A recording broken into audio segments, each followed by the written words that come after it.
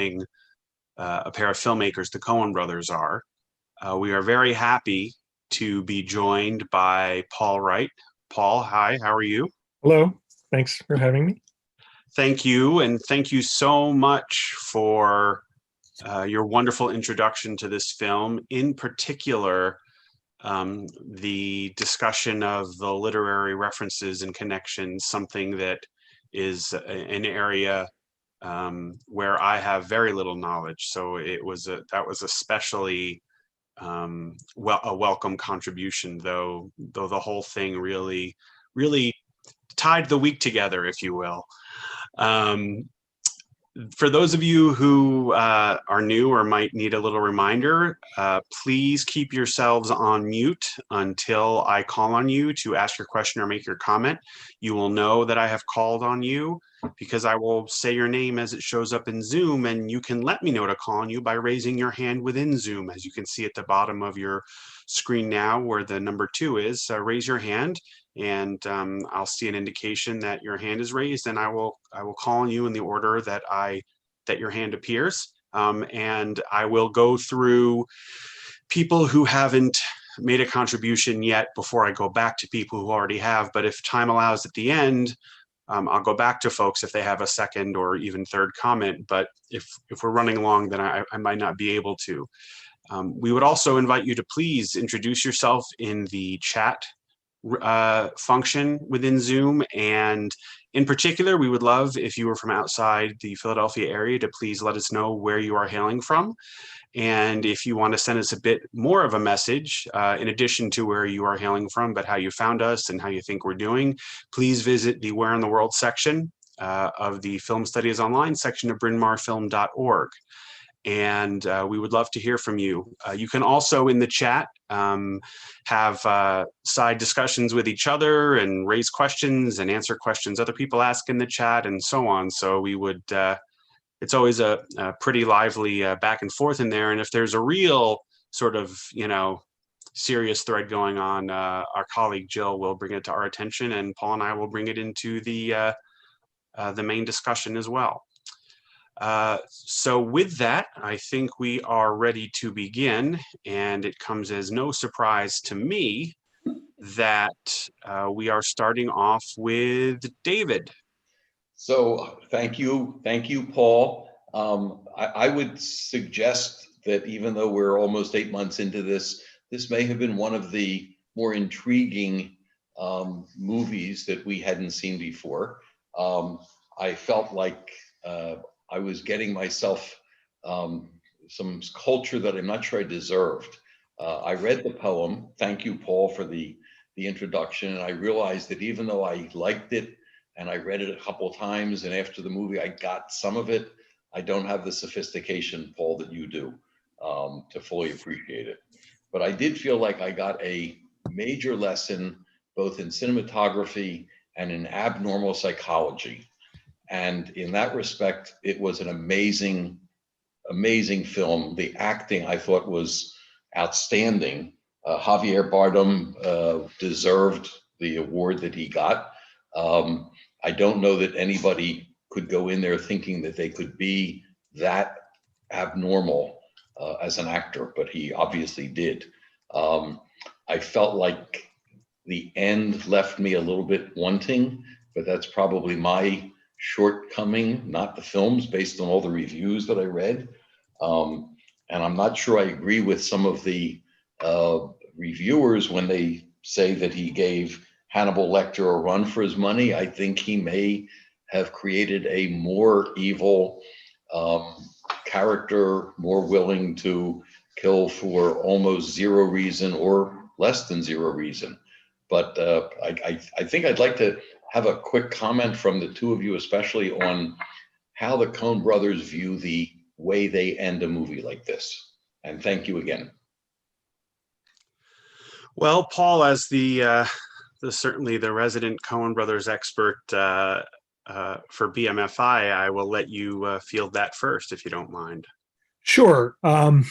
I guess that raises the question at large of how the Coen brothers end all their movies, which is often on very ambivalent or ambiguous notes or both. And this movie is certainly no exception. I can understand why people are often challenged by this film in general, but by its ending in particular. And there are many who do not like the lack of traditional closure in the ending. I was reading one reviewer who was unhappy with the film because it presents itself in certain ways as a modern Western, and it certainly has the landscape and the vibe for that. But it doesn't end with any resolution, that we come to expect from Hollywood Westerns about, good and evil and all the rest. And I think that's entirely by design. It also is a way of being very faithful to the spirit of Cormac McCarthy's novel, in which the pitilessness of the universe, and particularly of this country, looms large. And I think I mentioned that in my remarks in the introductory video, right? That it's a pitiless, existential kind of film that isn't interested in the usual kind of closure we look for. Even Tommy Lee Jones' character does something that you never see in a Hollywood film, right? Regardless of whether he would have survived a confrontation with Anton Chigurh or not, and I suspect not. Normally in a Hollywood film, that Tommy Lee Jones, Sheriff Tom Ed Bell character will go and confront the evil represented by Anton Chigurh. Win or lose, he'll go and confront it. And in this film, that never happens. We do get a brief moment where he returns to the scene of the crime, as it were. He's too late to catch Chigurh. Chigurh's already been there taking the money. So it is brave of Tommy Lee Jones to go back even in those circumstances. But there is never an encounter between the two. And it's after this case that the sheriff retires. He's had enough. He says, I feel overmatched. He is overmatched. And the film closes on these two strange dreams that he has. And we can perhaps talk a little bit later about the meaning of the dreams. But I share with everyone here, I suspect, the surprise at the way the film ends. I love the ending precisely because it insists on being this way. But I know it's not everybody's cup of tea. Andrew, I don't know how you related to the ending of the film.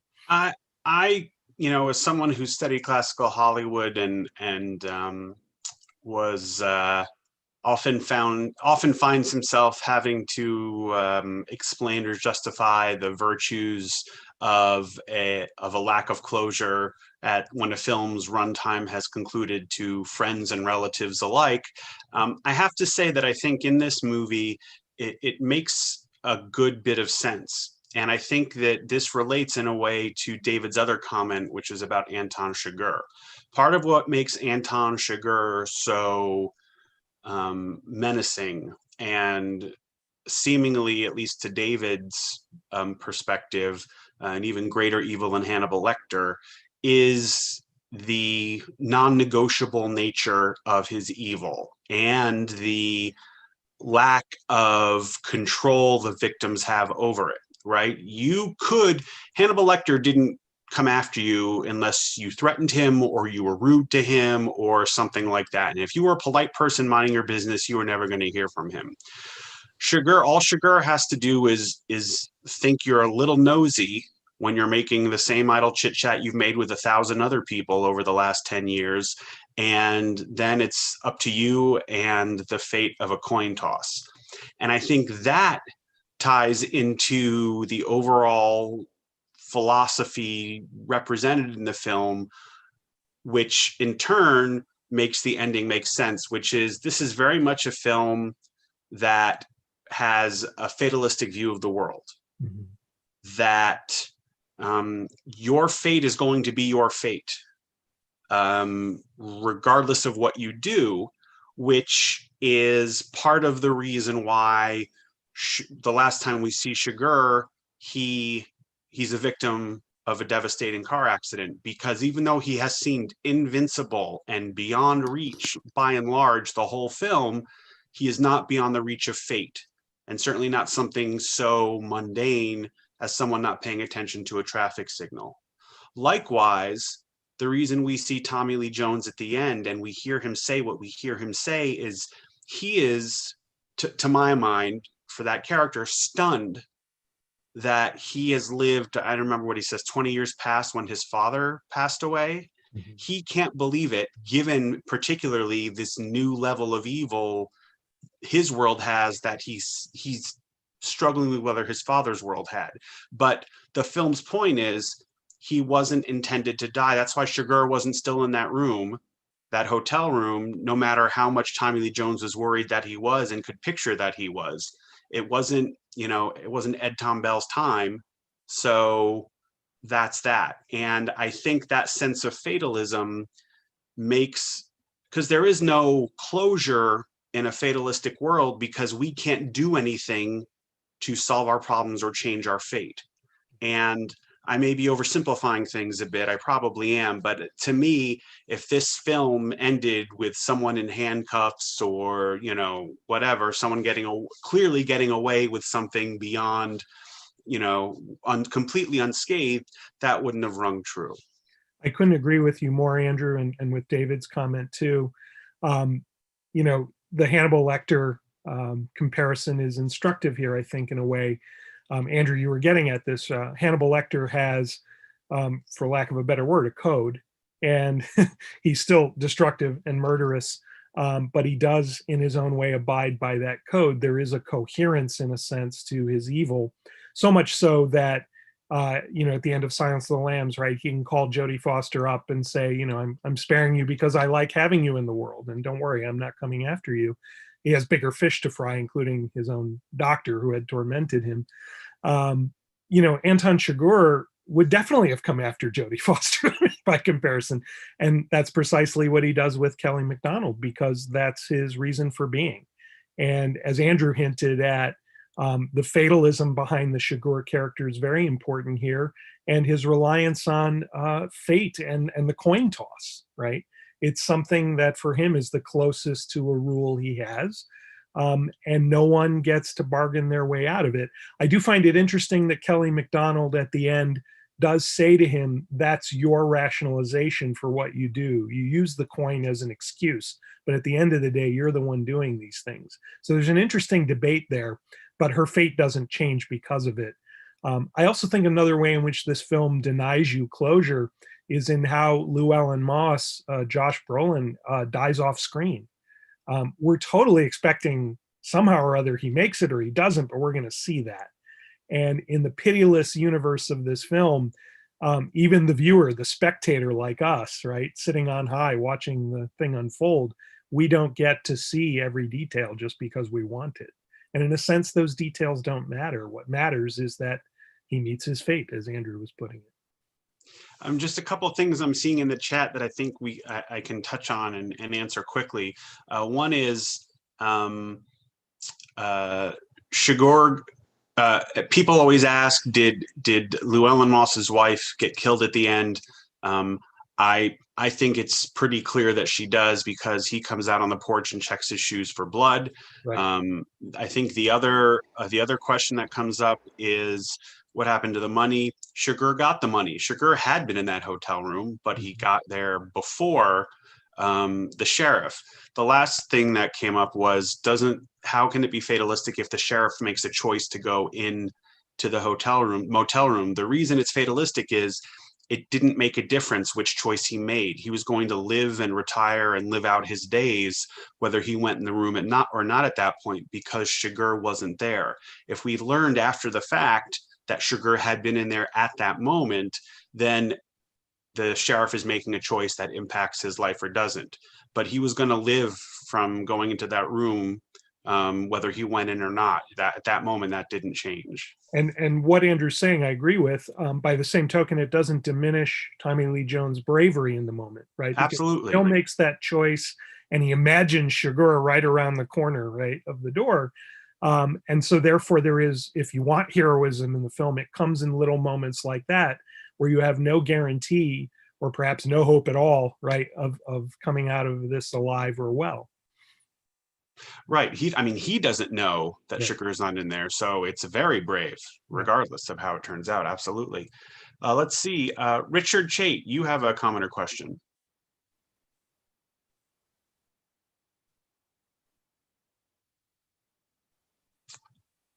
Okay, we will go to James Powell. James, do you have a comment or question? Yeah, I think kind of continuing what you were saying about the ending, I don't know if you have any thoughts on the difference between the ending of the novel and the ending of the film, in that the Kelly MacDonald character in the film, she kind of refuses the coin toss, but in the book, she actually does, she just calls it wrong. And I don't know, so to some extent, compared to the book, it's kind of almost like a happy ending in the sense that at least she kind of comes to terms with her fate or whatever, or she puts a bit of, she wins a kind of minor victory by refusing to take that coin toss. Yeah, I like that distinction. I've read the book, but it's been a long time, and I'd forgotten that she makes a choice, right? She makes a call, just as that character earlier at the gas station had to make a call. He made the right call. He survives. She makes the wrong call. But she, in the movie, right, refuses to play the game. It doesn't change her fate, but it does feel like a kind of bravery to go back to the bravery we found in Tommy Lee Jones. I think Kelly MacDonald is also, to the degree she can be, brave in the face of what is pretty much inevitable. And she's not going to, it seems, give Chigurh the satisfaction of at least playing along. He can kill her, right? But she doesn't play along. Yeah, maybe happy ending's a bit extreme way of describing it, but it kind of feels in this film, it feels positive in its way. It's all relative. Yeah. Let's see. Robert, you have a question or comment? Robert Gidding, I'm sorry. Robert Gidding, you have a question or comment? Yes, thank you so much. I did a little research on this, and one of the critics said that this film subverts genre expectations. So I thought about that, and I thought to myself, the sheriff is such an interesting character because the genre expectation would be that the sheriff is brave and will go after the character, like you said, Andrew, that he would confront the character and maybe lose or win. But it's almost like Tommy Lee Jones is almost like a Hamlet like character, like to be or not to be. That's the question.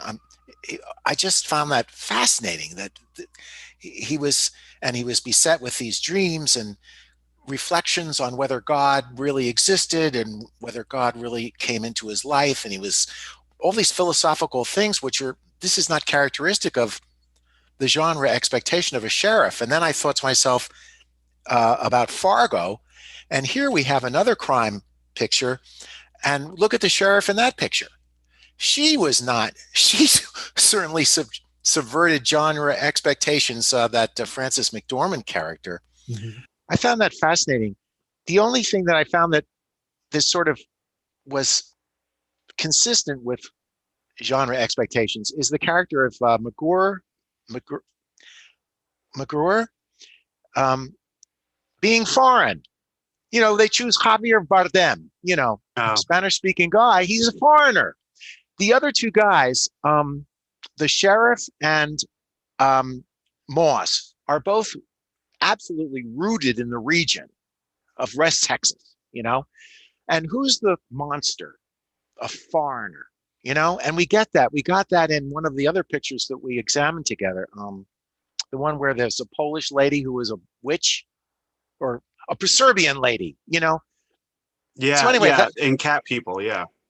I think you see that the like in Terminator, this guy was like this Chigurh guy was. I mean, Robert, to be fair, in Terminator, sure, you want to cast Arnold Schwarzenegger because of his physical presence, and you don't want to ask Arnold Schwarzenegger to get rid of the Austrian accent because he won't be able to do it. So I don't think that one necessarily applies. Okay. But I take your point, and I think part of what you're saying or implying is that that you find that a little bit uncomfortable. What I would say is there are limited ways to present a constant reminder that someone is different is from out of this world, almost from another planet, to the way that Tommy Lee Jones and Josh Brolin don't understand what they're dealing with. Right. It's hard to communicate that. And I think one of the ways to do it is to make the person somewhat exotic. It may be problematic, but I understand it as a rhetorical communicative choice. I think the key turn of phrase Andrew just used there is from another world, or I would say otherworldly, right? There's something otherworldly about this character. So much so that there are interpreters of the film who I think are rather too schematically want to insist that Anton Chigurh is the Grim Reaper. Anton Chigurh is some supernatural force of death embodied.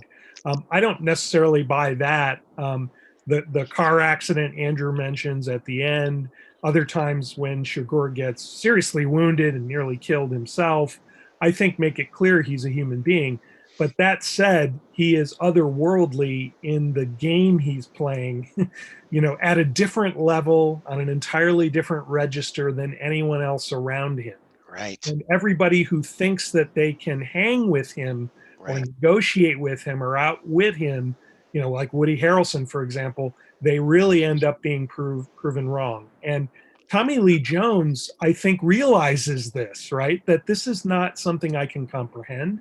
This is not something I can combat or stop. That's right. It's just a confirmation that it's time for me to get out because I can't do this stuff anymore. And usually in the Hollywood version of this kind of story, the over-the-hill guy, who wants to get out, the sort of Danny Glover in Lethal Weapon, I'm too old for this shit kind of character, ends up finding his hidden reserve of, strength and heroism and integrity. Like High Noon. And he fights the good fight. But in this film, the sheriff says, "No, I don't have that fight in me. I'm really done. I mean it when I say I'm done." And He's an anti-hero. And in a sense, yeah. Thank you, Robert, for the very interesting perspective. You're welcome. Let's see. The other thing I would say is, someone once said a man's got to know his limitations, and I think that I understand how Robert, and I'm sure other people, could see, Tommy Lee Jones's equivocation as being sort of on the road to Hamlet. But I think there's something to be said particularly in a genre where we too often see, unbelievably endurable and successful heroes, to see someone who is unsure and willing to say, I don't understand what I'm dealing with. I find refreshing, but it is a subversion of the convention. That's true. Ed, do you have a question or comment? A couple of quick ones and then maybe a little bit longer one. Was the Chigurh character not really in the closet? That was just Tommy Lee Jones's imagination? That was one question I had. Okay, yes. All right, thank you. I didn't quite catch that. All right, thank you.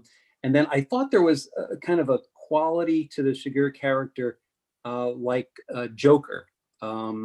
There's the scene in the scene where he lets the guy at the gas station choose with the coin toss. It reminded me of the scene with the Joker where he's in the room with his two former coworkers, and he kills the one, but the other one's too short to reach the doorknob, and he lets him go. So you're expecting him to get killed, just like you're expecting the gas station attendant to get killed, but for different reasons, but he lets him go. I just thought it built the suspense and the expectation that, yeah, he's definitely going to kill this person. And in both cases, they didn't. The other which Joker portrayal are you thinking of? Which film? The Todd Phillips movie. Todd Phillips, Phoenix. Yeah, Phoenix. The most recent one. Gotcha. And he was all, and the Bardem character was wearing all black, and he wasn't carrying a Sith and asking people to play chess, but he was doing the coin toss. And then the other question I had is towards the end, when Tommy Lee Jones is apparently finally retired and he's talking with his wife, and it's like he's got nothing to do and he feels useless. And it was pretty clear he's not enjoying retirement. So he was sort of damned if he does and damned if he doesn't. And I just wanted your thoughts on that too. Well, he is more likely to live. I think he appreciates that fact. But you're right. There is a surrender of activity. right? And instead there's idleness, and that probably doesn't sit easily with him after such a long career. But I think deep down he knows it was his time. Well, I'm just wondering if that was a statement that they were making about the aging process and getting to that point. Obviously not just his character, but more of a universal approach to it. I mean, I think if a man of that generation and that disposition and that profession jumped into retirement with both feet and immediately hit the ground running with, extension classes and learning, pinochle and taking up racquetball, that would have rung wildly untrue. Yeah. I got the sense that that scene took place, if not the day after he retired, pretty early, soon after he retired. And I don't find it all that surprising that he hadn't found his footing yet. There'll be some friction with his wife, to be sure, but from what I hear, that's not unheard of in that scenario. So the other thing I wanted to say about your comments, I was with Paul. I still think I hear Joker. I think of the Heath Ledger Joker and the Dark Knight, but I think that character and the Todd Phillips Joker and Chigurh have two important things in common.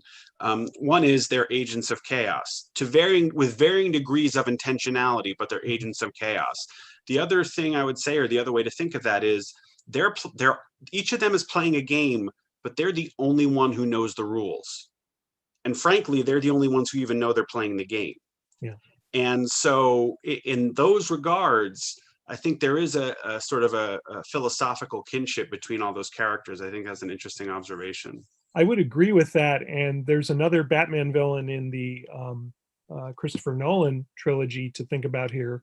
I know the original comment was about Todd Phillips, but it's not just the Joker in the Nolan movies, it's Two-Face, right? So you have the person who flips the coin, and that determines how he interacts with you next. So I do think these filiations we're finding between these characters are to some degree relevant. Regarding the sheriff, I would just add one thing about the retirement. There's a line in the movie I absolutely love. I don't know that other people love it the way I do or remember it, but when he finds that Moss is dead, Josh Brolin is dead, he encounters the sheriff from the other town, right, where it all went down, I believe El Paso. And they go out and have coffee, and both of them are very similar, right? They're older and they can't make sense of this, and they're trying to explain it by things like, when you stop saying ma'am and sir and please, that's when the world falls apart. But the line I love is when the other sheriff says, it's not just the one thing. It's not just this case. The case is bad enough and Chigurh is scary enough, but the movie opens with a story from Tommy Lee Jones about a young man who kills for no reason at all, just because it seemed like a thing to do. That's what's worn him down. It's not just this particular incident. It's really an entire career that's increasingly defined by incomprehensible evil and random almost evil. And that's what sends him, and I'm sure the other sheriff shortly thereafter, to retirement. It isn't any one thing. It's a rising tide, I think, is the way Tommy Lee Jones puts it. Dana, you have a question or comment? I do, and it's completely locked into what Paul just said, because I don't want to leave Tommy Lee Jones behind just yet. First of all, I think his acting performance gets short shrift.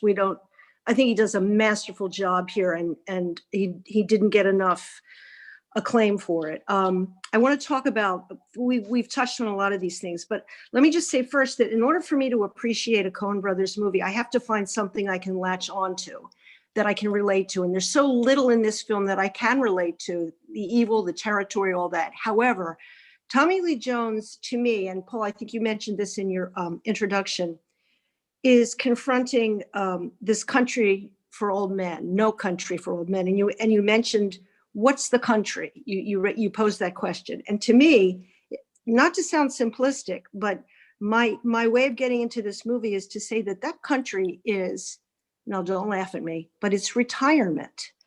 And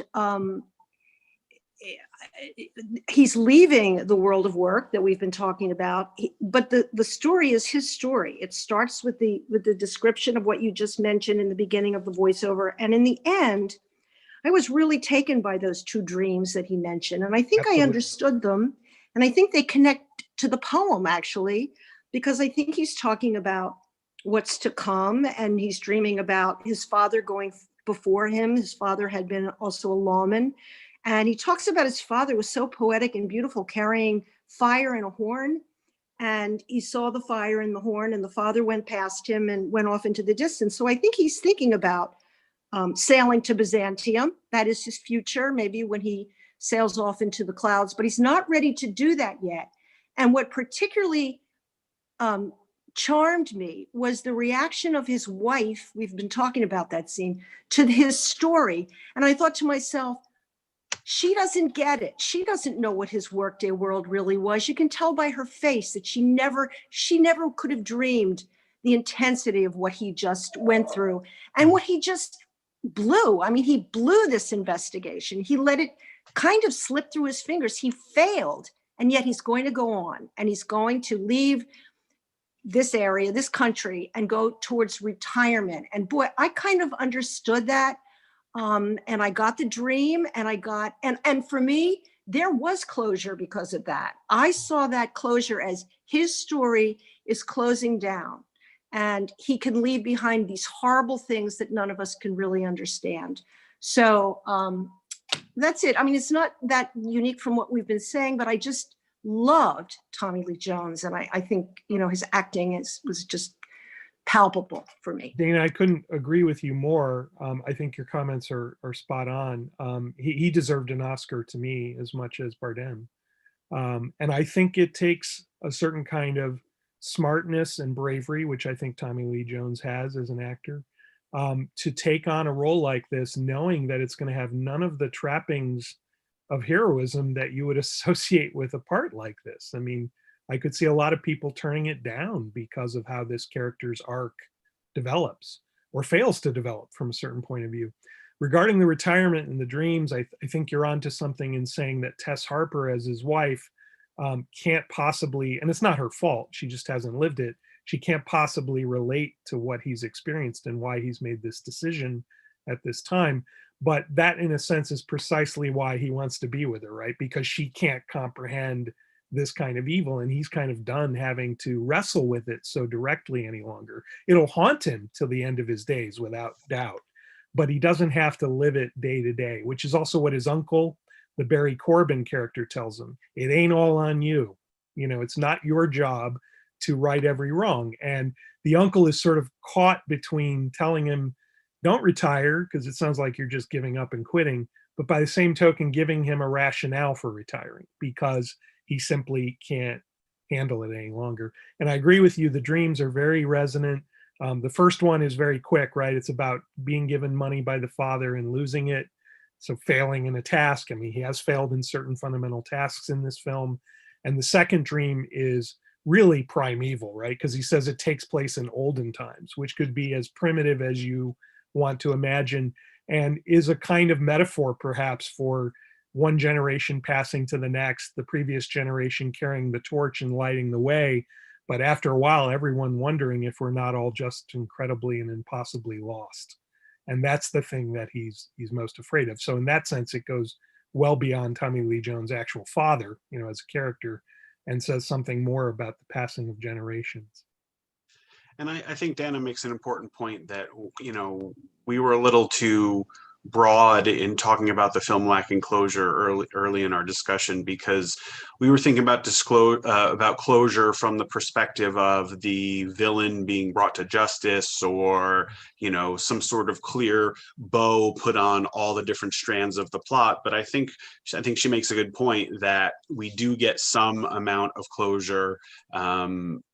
We see an arc, a completed arc for the Tommy Lee Jones character. And I think that in this movie, and frankly, in many Coen Brothers movies, that's what passes for a happy ending, is, you know, he's lived to putter around the house and bother his wife, and that's a happy ending. We'll take it.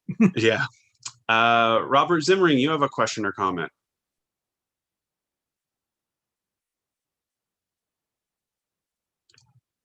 Okay, Lee, you have a question or comment? Oh, Robert, are you there? Okay, yeah, okay. I'm back. Okay, go ahead, Robert.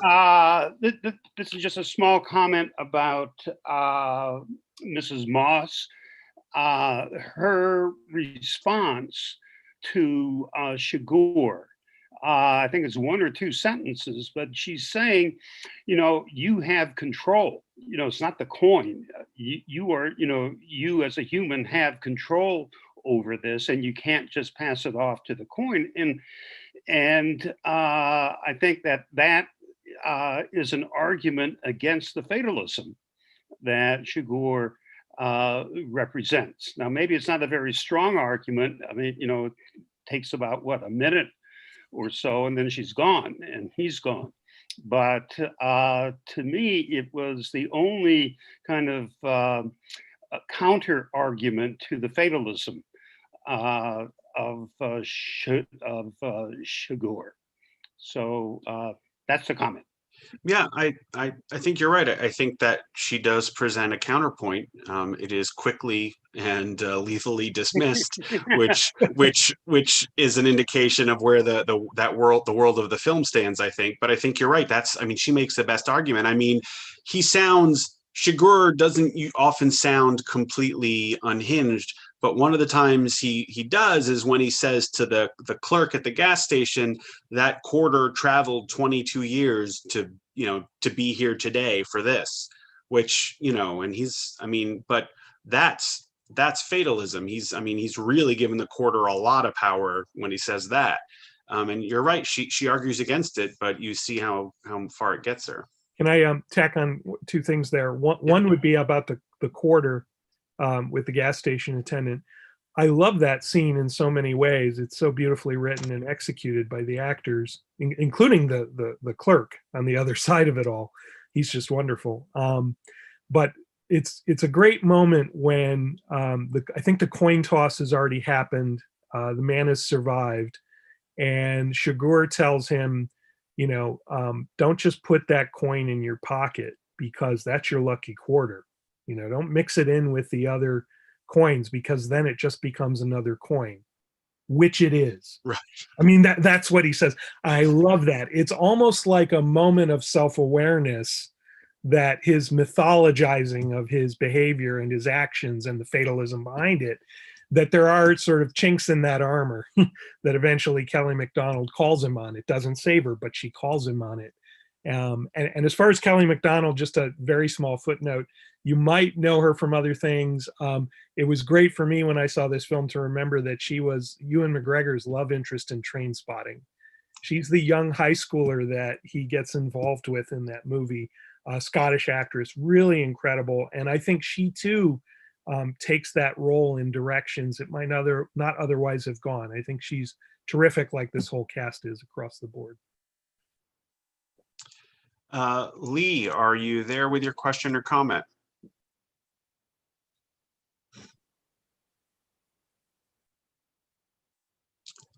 Okay, let's see. JD, do you have a question or comment? Yes, hi. Can you hear me there? Yes. I was kind of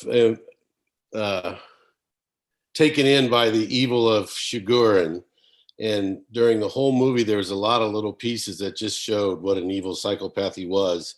And the one that I noticed that was interesting is when he shot the bird on the bridge when he was crossing it. Mm-hmm.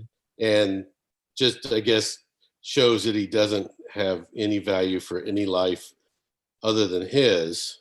Kind of total evil, although I did see him have value for life with flipping the coin with the shopkeeper and then the 2 kids in the end when he gave money for the shirt. So JD, can I ask you something? I'll ask you your take on that scene with the bird. The bird doesn't get killed, it flies away.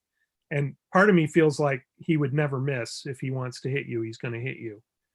So is he simply terrorizing that bird and kind of reminding the bird that it too, like all the other human animals, is subject to his whims, or does he miss it? And that's just the end of the scene. But you're totally right that it gets at his cruelty, right? His cruelty knows no bounds, no quarter. And I think no regard for life other than maybe the kids, and then the fate of the flipping of the coin, and quite evil. And I think in that bird moment, I think we hear a sort of ding, like an amusement park or boardwalk ding, yeah, which makes me think he was trying to hit the signpost or the bridge post all along, and he didn't really care about the bird, but he wasn't going for the bird. But He was scaring the bird, yeah, and that was his intent. yeah. Lee, do you have a question or comment? Well, it's some thoughts that I'd be Okay. interested in what other people think. I find this a very modern movie in that so much of what we like in reading is a happy ending, and what we like in a movie is a happy ending, because life doesn't always turn out that way. And I think that this movie refuses to give in to the myth that you can control everything and that there really can be law and order in the world. And I think it speaks to the increasing disorder and Tommy Lee Jones's feeling in the end of being outmatched is something that I think we're getting closer and closer to. As the environment gets to be more of an issue, and as the problems of differences between the opportunities that people have, and so on and so on. But I think this is very stark and almost, well, as I say, very not giving in to any prettying up of the picture that's getting increasingly obvious. And the other thing I wanted to ask about is the photography. Well, first of all, to comment on the very little amount of dialogue. And also the photography also seemed so pure. It's very reduced, it's very intense. It's both incredibly realistic, but also almost abstract in certain ways. I'd be curious about how they managed to get those pictures of the landscape or even of the human scenes that have this kind of intensity of reduction about them, if you know what I mean. Well, thank you, Lee. Paul, do you want to start off? On the thematic side of it, I really like the comments there. I think in a way this is consistent across a lot of the Coen brothers movies, this take on the universe, this take on a world in which human beings think they're in control and in charge, and they quickly find out they're not at all. I think that's actually in a lot of Coen brothers movies. I do think it's particularly pronounced and perhaps most effectively conveyed in this film. And perhaps that's because of the unique marriage here between Cormac McCarthy, who already is sort of a pure mainlining of that spirit, and then marry that to the Coen brothers, who are already there themselves.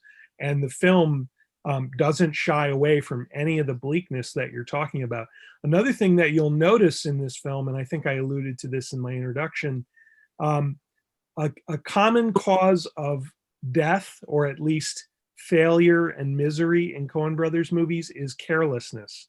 And usually a kind of inexplicable, oh my God, why would you do that kind of carelessness. They love characters who make really bad choices.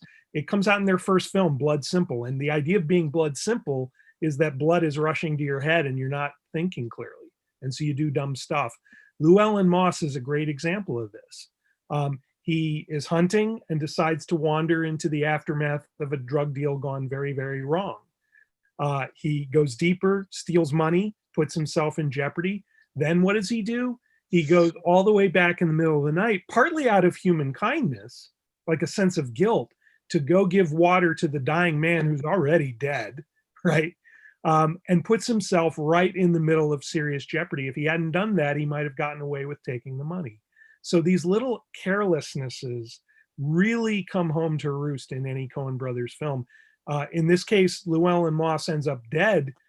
It seems we don't get to see the whole story, but he's flirting with that woman at the pool at the hotel, and she's inviting him to her room. He refuses that, it seems, but then agrees more or less to have a beer with her. And so his guard is down, and that's why he's going to be slaughtered by the Mexican hit squad that's about to show up. So carelessness looms large, and the idea that you're in control is almost always a recipe for disaster in a Coen brothers movie. That's when you're not in control at all. Irina, you have a question or comment? Well, I just basically have a comment because I want to just share kind of, since I'm foreigner, but since I saw this movie, by the way, I appreciate everything that you guys doing. Basically, like for us, like looking at outside of this country, it's like, seems like there are like three metaphors. And like one metaphor, it's for this psychopath, which is played by Bardem, who is basically moving through the country and giving people faith or fight. So you want to faith, I will give you faith, a coin. You choosing. He doesn't choose from you. You choose your faith, or you want to fight to me. And people choosing faith. This is extremely metaphorical for us, because when you guys say like, yes, the Mexican cartel, that is true.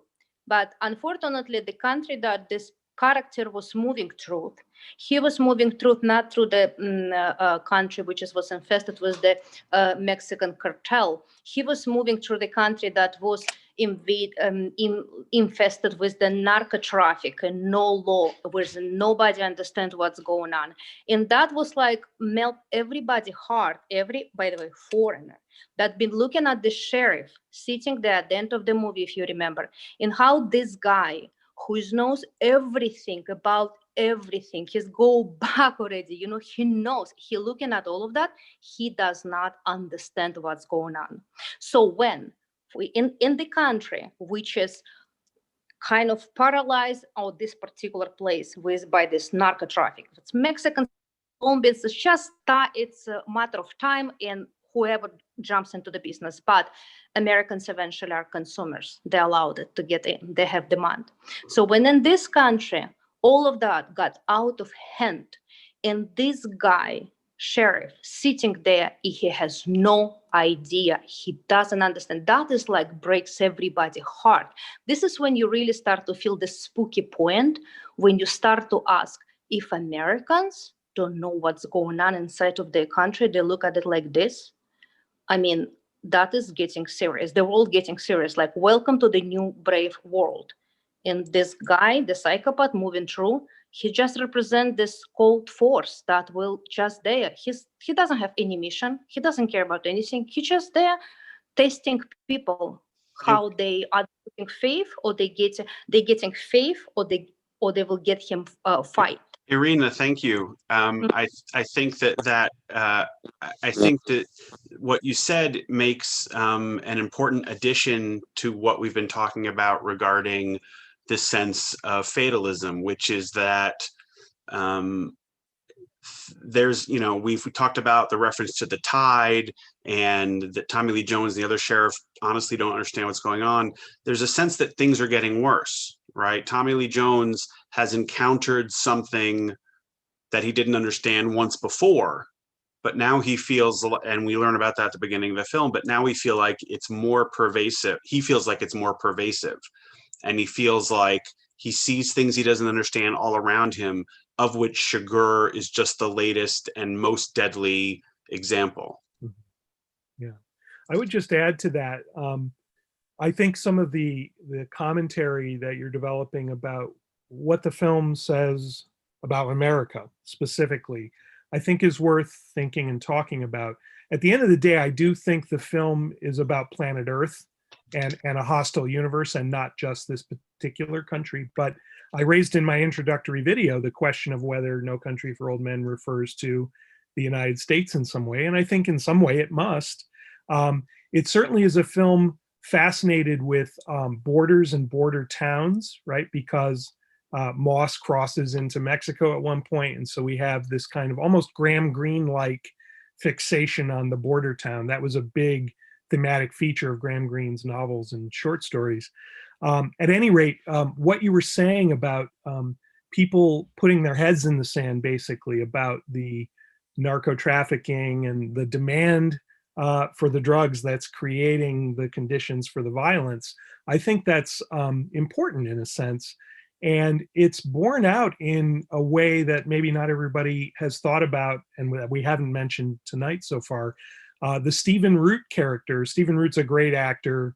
The Coens love him and use him a lot. He was amazing on news, radio, and television.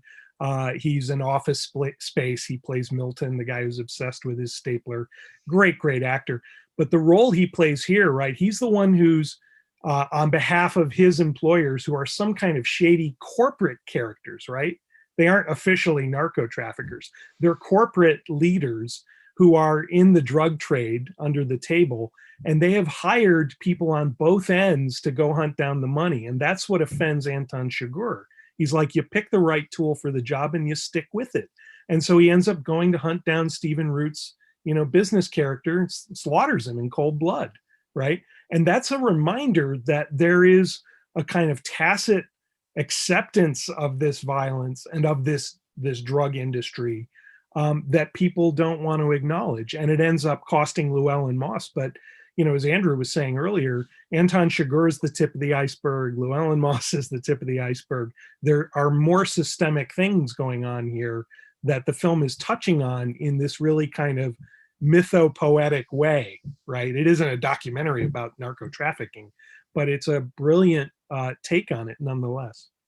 And I think one of the hazards is too strong. One of the potential pitfalls or challenges of watching and analyzing a Coen Brothers film, and this goes back to something Lee asked us about that at least I didn't comment on, is they are, and when I say they, I mean they and the people they work with and their collaborators up and down the line, costume, cinematography, set design, all that.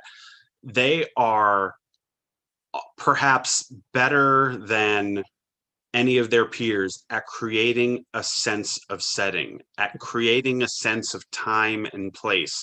When Paul first started teaching courses on the Coen Brothers for us, one of the things that he and I talked about that really resonated with me at the time, and I still think about, is just how American they are as filmmakers. And that doesn't mean that they're interested in, they're not making jingoistic films or nationalistic films or patriotic films, but how they have this ability to depict these regions of America and these times in America that don't strike me, I'll say, as being easy to render on screen. Like if you want me to do 1945 in a movie, I know what I need to have and what it's going to sound like and what those cars will look like. But 1980 or Los Angeles in 1991 or whatever it is in The Big Lebowski, they have this ability and this focus to do that. And so the reason that should, that's outstanding. The one potential downside to that, and I will confess that I probably fall into this trap with this movie in particular, is it leads me to think that the movie is about that place and that time. When even I know, you've all heard me say this, movies are about the time in which they're made, not the time in which they're set.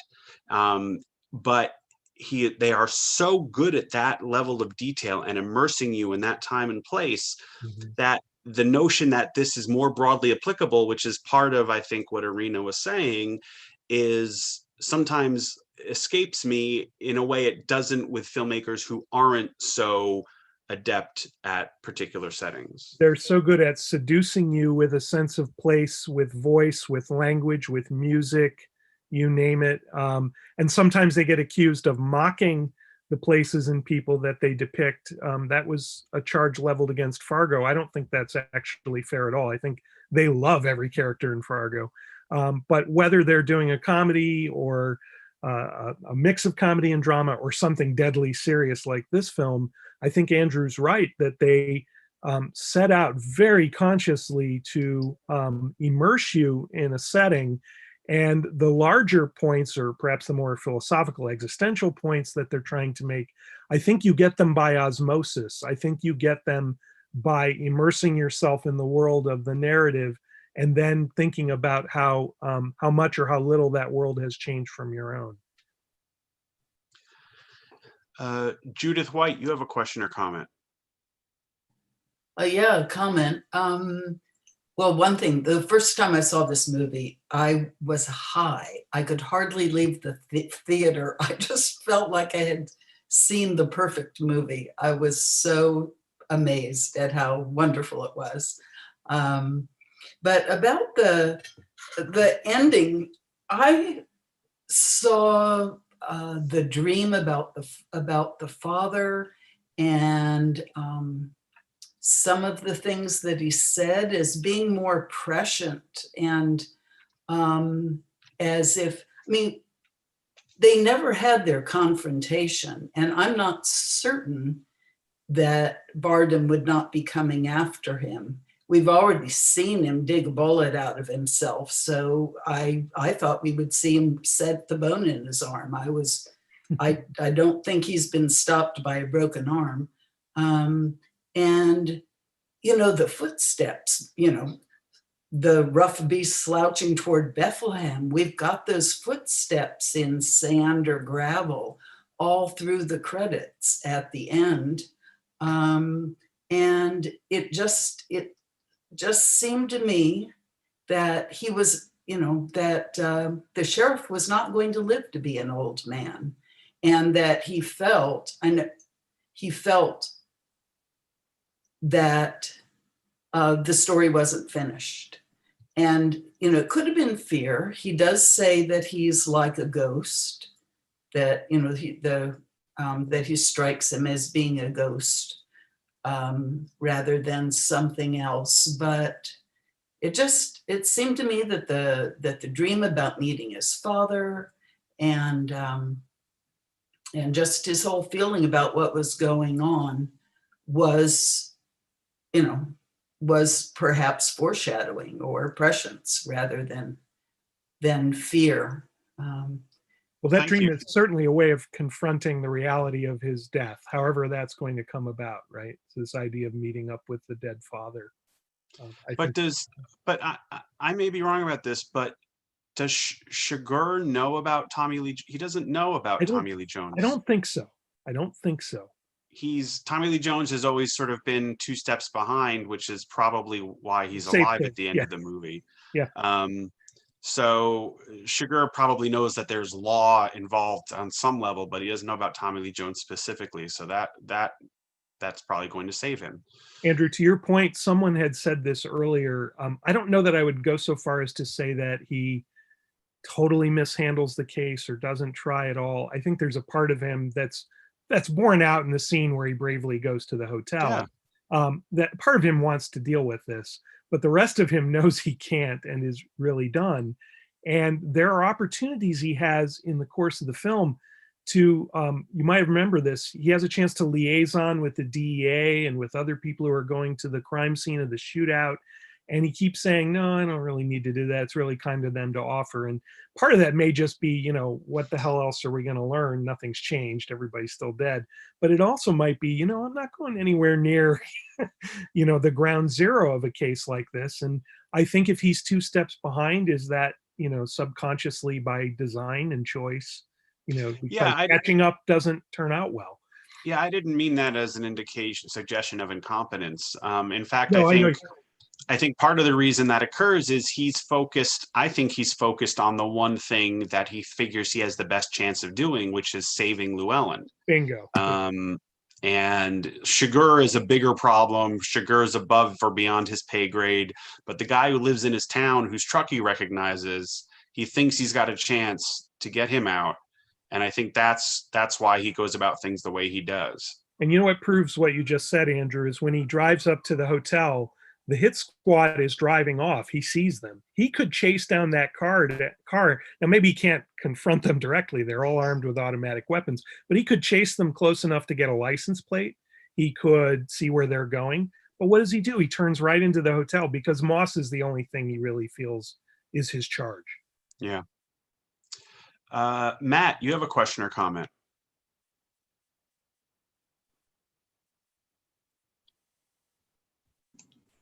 Oh, yes. I have a brief observation and then something that relates to the theme of the movie about fatalism. So the observation is Paul described earlier the conversation that the sheriff had with his colleague in the coffee shop in El Paso and started to describe what the other sheriff had to say about how things were changing and were out of control.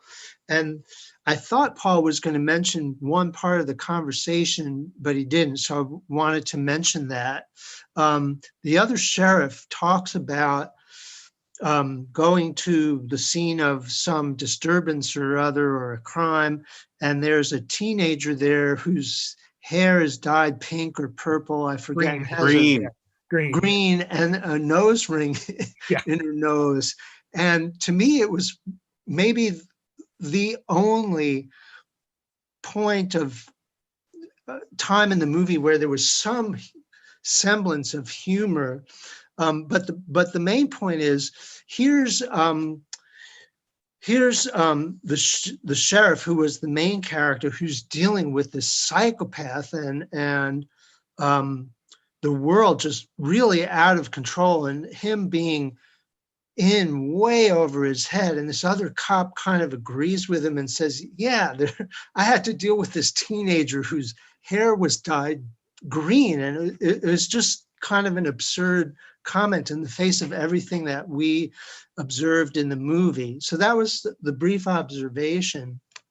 The thematic point I wanted to bring up is, in terms of the fatalism, the Javier Bardem character is not only fatalistic to a fault, but he actually believes there are times in the movie where he actually believes that he knows what's going to happen. So it's not just fate, it's that he is a seer almost. And I forget the exact dialogue, but there's one point in the movie where he says, here's what's going to happen. Right. You're going to give me the money and I'm going to get it. And he names the amount of time that it's going to happen in. So he thinks he knows not just that there's fate, but that he knows what's going to happen. Mm-hmm. And by contrast, the Josh Brolin character, Llewellyn, he, in dealing with his wife, tells her to go ahead and go do something to take care of herself, which in this particular scene is take the money and go to this hotel in El Paso and you'll be okay. And I will come meet you there. And the way he said it and his whole body language seemed like he didn't know what was going to happen. He wasn't sure. He wasn't sure that she would get there in one piece. He wasn't sure he would be able to follow her and that he would survive long enough to come find her. And of course, that's exactly what happened. He didn't survive long enough to find her. So it was an interesting contrast between the two main characters, one who thought he knew what would happen at every moment, and the other who actually was a very resourceful person and had a lot of confidence, but never seemed to think that he knew what would happen next. Thank you, Matt. Yeah. Yeah, I mean, I think in that scene on the bus, it's sort of starting to dawn on Llewellyn. All the stuff that's already dawned on Tommy Lee Jones is starting to dawn on Llewellyn. Paul, any thoughts? Yeah, just a couple things. Certainly on the idea of being in control and knowing what's going to happen. No one has perfect knowledge in this film, but Anton Chigurh does seem to be plugged into the universe in a way that a lot of people aren't. And as resourceful as Llewellyn Moss is, and as much as we are, I think, at many points in the film pulling for him, he is in over his head. And Woody Harrelson reminds him of this. And there is, to your point, Matt, there is one truth that, it's a twisted truth, but I think a truth nonetheless, that Chigurh shares with his wife, with Kelly MacDonald, after Llewellyn's gone. He tells her that, he had a chance to cut the deal with me that would have saved your life, and he didn't take it. And that does happen on the phone, right? Because Llewellyn says, I think I'm going to come after you now, and don't do anything else, don't touch my wife, yada yada. And Chigurh tells him, look, I can't promise I'm going to save you, because that would be a lie. Like, you're done. But if you'll bring the money to me, I will leave her out of it. It'll be over. And by now, at least, Llewellyn should know that there's probably truth behind those words, right? That as twisted and evil as a guy this is, he probably would have left her out of it if he'd just done that. And what prevents him from doing that? A kind of masculine bravado that belongs in a totally different kind of Hollywood film, right? A film in which the wife would have been saved and Llewellyn would have made it and Tommy Lee Jones would have been there to help. And none of that's going to come to pass. So from that point of view, Anton Chigurh told the truth. That must have been the most painful thing for Kelly Macdonald to hear. Maybe that's partly why she's so ready to die. And she I think, faces her death with equanimity or equipoise, or whatever the right word would be. Let's see. Joan, you have a question or comment? Most of the points I was going to say have already been made, but I wanted to point out one thing. When Llewellyn in the beginning of the movie goes out to bring water to the man yelling agua, he says to Carla Jean, say hello to my mother. And she says, your mother's dead. And he says, then I guess I'll have to say hello to her myself, making me think that he knew he was going out there and something could happen to him. Mm-hmm. And the other point is this movie also had no music. Thank you, Joan. Yeah, that on this viewing, that comment he makes stuck out to me, because he's not obviously forgetting that his mother has passed away. And we learn over the course of the film, there's no reason he would ask her to wish his mother-in-law regards. So that wasn't a slip of the tongue there. Right. I think it is a bit of foreshadowing or a bit of self-awareness from a character who seems slow to come by it. Yeah, that line stuck out for me too. And just being very, very personal. My mother died, basically a month ago. And the first time I saw this film and heard that line, it didn't make sense to me. Like, why would he be that out of it to say that? It totally makes sense to me now, right? That's obviously a loss that's lingered with him. And in that moment, he does think he may be going to his own death and maybe meeting her in whatever world lies beyond. But he's also so kind of out of it, right? That he's taking her as if she's still alive, a living presence in his life, even though he knows objectively speaking, she's gone. And it makes for a nice parallel to the dream that Tommy Lee Jones gives us about his father at the end. There's a reference to a mother early and to a father late. So I think these are good things to bring up. Liz Zeitz, you have a question or comment?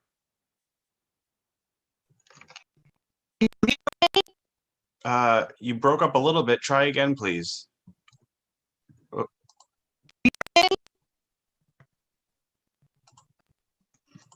Liz? Yeah, can you hear me? Now we can. Yes. Please go ahead. Oh, okay.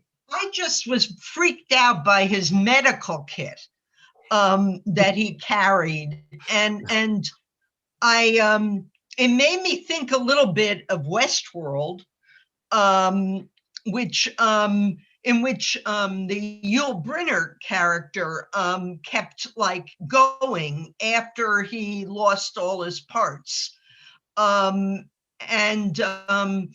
Which is kind of a fatalistic thing too, that he can't be stopped, and also, I also thought of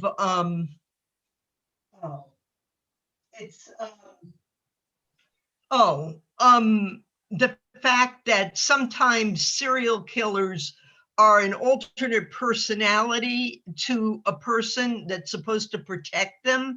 There's a theory about that because they were hurt in their childhood.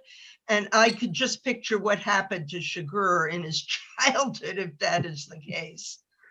I would say too, the scenes of him repairing himself with such efficiency, there is a Terminator echo there too, right? Schwarzenegger in at least two of those films has moments where he's been mangled up and has to kind of self-repair in order to go back to the fight. And there is a Terminator-like quality to this character. I think we're right to see that. Yeah, And I the mean, I interesting- believe he's a human being, but he's Right. the toughest guy walking the planet.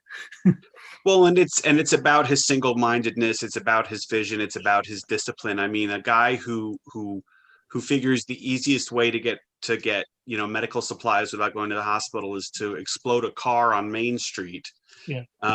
That's a guy with commitment and tunnel vision. Yeah. Okay, Ed, you had another question or comment?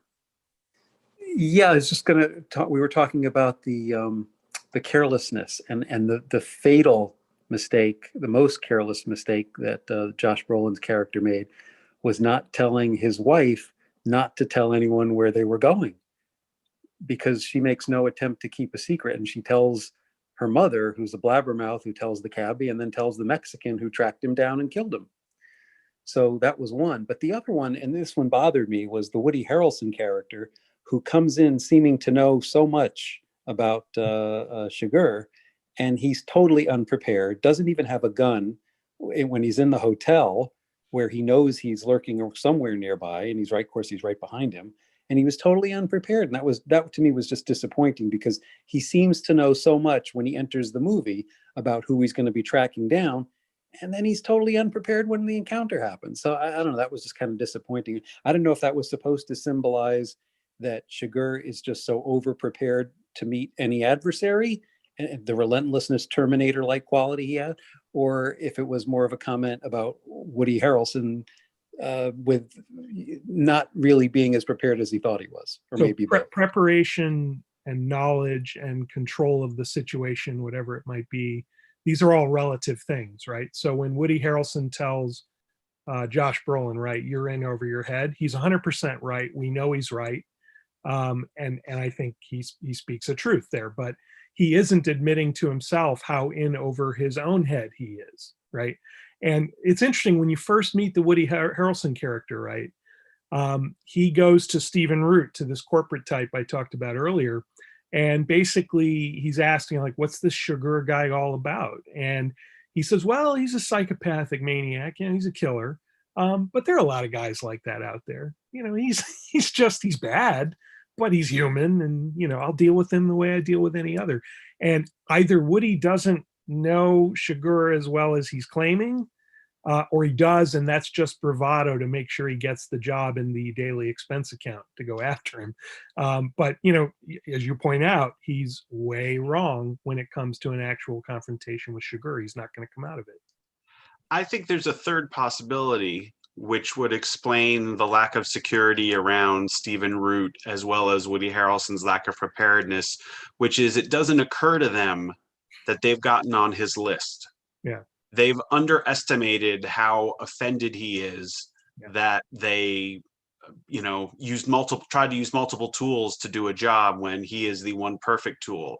And I think the corporate guy also assumes that he's insulated, in his corporate world from all this. They can just pull the strings and pay the right people, and they can shoot each other, but we'll be okay. And that's not the case. I also think if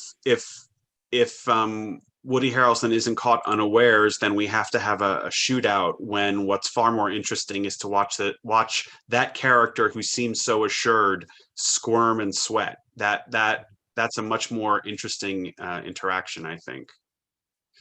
Barbara, you have a question or comment? Yeah, I just help me understand when Tommy Lee Jones goes to the hotel, after the murder of Llewellyn, and we see Chigurh in the closet or hiding. Like, how do we know that that's what Tommy Lee Jones is thinking, that he's not actually hiding? Okay. Thanks for that question. We know that because he goes in there and he's not in there. We don't know that. We don't know that before Tommy Lee Jones discovers it. It is a device of suspense. It is, some people would call that, deceitful or something like that. But it's an editing choice and a tension building device that we have seen in other movies. But but that's what it is. Yeah, if he were in there, Tommy Lee Jones wouldn't be in retirement.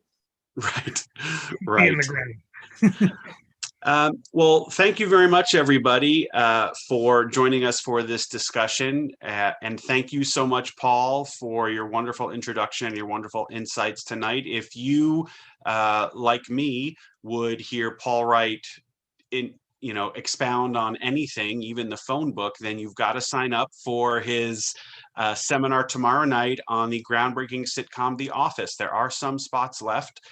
And he will be teaching a seminar on that series and just how important it was to workplace sitcoms on television, but also what it says about the sort of culture of our country at that time. In addition, we have another seminar coming up in December, one of our short attention span cinema sessions on short films. All of these short films are about families and family issues. And these are our last two seminars before January, but we will be back in the new year with some more online seminars. And we will continue with our discussions as well. In fact, if you stumbled upon this sort of inadvertently, we hope you will sign up for our emails at brynmarfilm.org. Every week we send out an email. Usually it's on Thursday. This week it won't be. It'll be on Wednesday, I believe. But we send out an email that tells you what the film that will be discussed the following Monday is. It includes a link to the instructor's introduction and a link to register as well. So if I could briefly, Andrew, in addition to encouraging people to participate in all these different activities online, including the Office seminar tomorrow, if you're interested, I just want to encourage you all to consider supporting BMFI in any way you can. Obviously, our ideal way of doing these courses, not that this isn't fun, right? But our ideal way of doing it would be face-to-face and will be face-to-face. I mean, we will get there. But during this really hard time for everyone, including nonprofits like BMFI, if you can in any way support, many of you already are, to whatever degree you can, the efforts, I would really personally appreciate it, because these activities mean a lot to me. I love doing these things and I learn so much from all of you. So I hope you'll consider that. Thanks.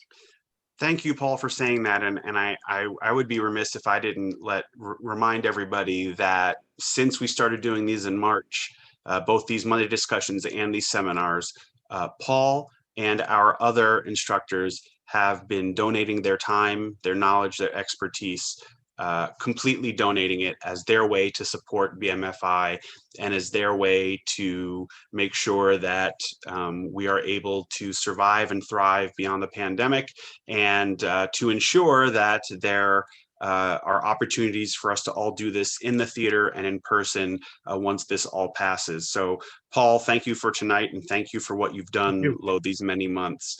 And thank you all for joining us. We look forward to seeing you soon. Please visit brynmarfilm.org. Check out the Film Studies Online section for lots of film engagement information and opportunities. Also Theater 5 at brynmarfilm.org, where we have new films available to screen that you can only find there. Thanks very much, everyone. Have a good night. Thank you, Paul. Thank you, Andrew. Have a great evening. Great holiday. Take care. Great, guys. Bye.